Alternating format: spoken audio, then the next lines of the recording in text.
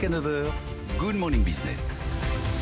À 7h46, notre invité, c'est la ministre de 10% de l'emploi en France, Olivia Grégoire, secrétaire d'État auprès du ministre de l'économie, chargée de l'économie sociale, solidaire et responsable. Évidemment, c'est important aujourd'hui. Et je le disais, 220 000 employeurs dans ce secteur. Et en plus, dans le plan de relance, vous avez réussi à mettre la main sur 1,3 milliard d'euros. Qu'est-ce que vous allez en faire, Olivia Grégoire ? Vous êtes en train de piquer une idée à Cameron, les contrats à impact, qu'est-ce que c'est ? Alors déjà, merci de m'inviter pour me permettre de parler d'économie sociale et solidaire. C'est effectivement l'économie sociale et solidaire, 10% du PIB, 12% des emplois dans notre pays et incontestablement des associations, des coopératives, des fondations qui ont aussi pas mal souffert pendant la crise, qui ont pour partie été en première ligne. Vous avez aussi les EHPAD, par exemple, non lucratifs dans l'économie sociale et solidaire. Je tiens à dire ce matin et à rappeler à quel point les acteurs de l'économie sociale et solidaire ont été en première ligne pendant la crise. Par conséquent, on a beaucoup travaillé cet été. Et nous avons demandé au gouvernement d'être vigilant sur ces acteurs et de nous permettre de les accompagner dans les prochains mois. Ils nous ont entendu avec 1,3 milliard d'enveloppe.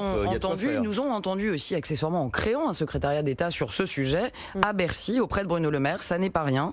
Façon de démontrer qu'il y a un portage politique et une volonté politique de faire grandir et de mettre la lumière sur ce secteur qui est extrêmement intéressant. Alors, premier exemple, les contrats d'impact. Qu'est-ce que c'est ? Alors, les contrats impact, c'est, comme son nom l'indique, deux choses. Des contrats qui ont un objectif, créer de l'impact. C'est une idée qui a environnemental, impact social, environnemental, je vais y revenir. C'est un dispositif qui a été créé il y a plus d'une dizaine d'années par Cameron en Angleterre et qui a été imaginé et intégré aussi en France il y a quelques années. Ça avait eu du mal à décoller parce que c'était un peu trop complexe dans son ingénierie. Les contrats à impact, c'est un changement de modèle de financement. C'est du financement public-privé qui va venir soutenir des initiatives sociales, environnementales, locales. Je vais prendre un exemple très concret, parce que c'est une petite révolution aujourd'hui par rapport au rôle de l'État sur ces sujets sociaux et environnementaux. Prenons un exemple. Vous avez dans une commune, et il y en a beaucoup, un porteur de projet qui a une belle idée pour permettre de ramasser les mégots, par exemple, dans le centre-ville. On a ce sujet en économie circulaire, vous savez que les mégots, c'est un enfer.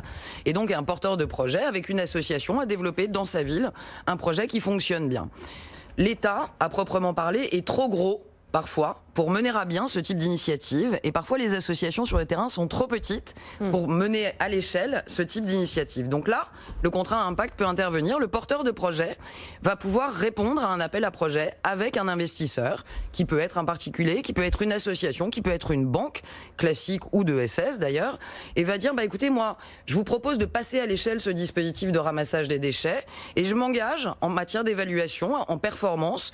Je pense qu'on est capable de, par exemple, ramasser 1 tonne de déchets par mois sur l'année et je m'engage sur ces résultats. Alors, l'opération se mène et à la fin de l'année, l'État est aux côtés du porteur de projet qui lui a présenté le projet et dit et regarde si effectivement la tonne de mégots a été ramassée ou non. Et qu'est-ce qui se passe si la tonne a été ramassée ? Si la tonne a été ramassée, l'État prend intégralement à sa charge l'investissement de démarrage du porteur de projet et dit « Votre projet a fonctionné, je prends 100% de l'investissement parce qu'il a démontré son utilité. » C'est une sorte de réassurance de l'État. C'est l'État qui va investir et prendre en charge des dispositifs prouvés comme étant utiles. Avant, on subventionnait ce type d'initiative. Voilà. Là, alors, vous les déjà, subventionnez a posteriori. Il y a une chose que je veux dire très clairement. Ce dont je parle, c'est en plus de tout ce qui existe déjà au sein des 1,3 milliard, notamment pour la relance, et c'est en plus des subventions que nous devons apporter au secteur de l'ESS.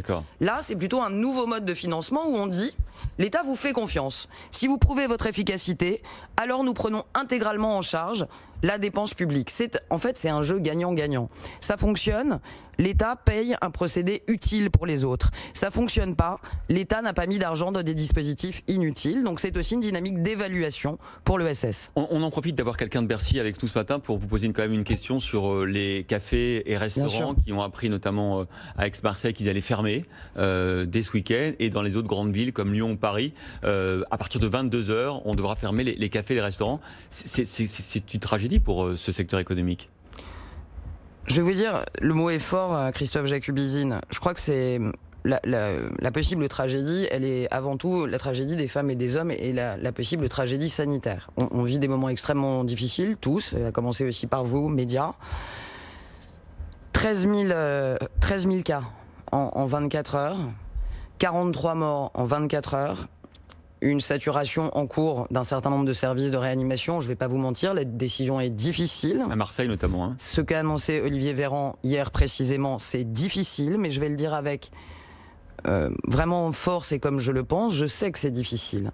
C'est pourquoi, avec Bruno Le Maire, avec Alain Griset, dès ce matin, à 11h30, d'ici quelques heures, il y a une grosse conférence téléphonique qui est organisée avec l'ensemble des acteurs, les hôteliers, la culture, le sport. Vous l'avez dit, les salles de sport sont concernées. Je vais le dire simplement, mais avec force, l'État n'abandonnera pas ceux qui vivent aujourd'hui ces moments extrêmement difficiles. Nous allons préserver les dispositifs, nous allons les maintenir, que ce soit le prêt garanti d'État, que ce soit le fonds de solidarité. Alain Griset y travaille jour et nuit. On est bien conscient de la difficulté. Bercy s'est quand même montré à la hauteur, je crois, depuis plusieurs mois, qu'il soit assuré que nous allons continuer. On est parfaitement conscient de la difficulté, quoi qu'il en coûte. Merci Olivia Grégoire, secrétaire d'État auprès du ministre de l'économie, chargée de l'économie sociale, solidaire et responsable. Merci.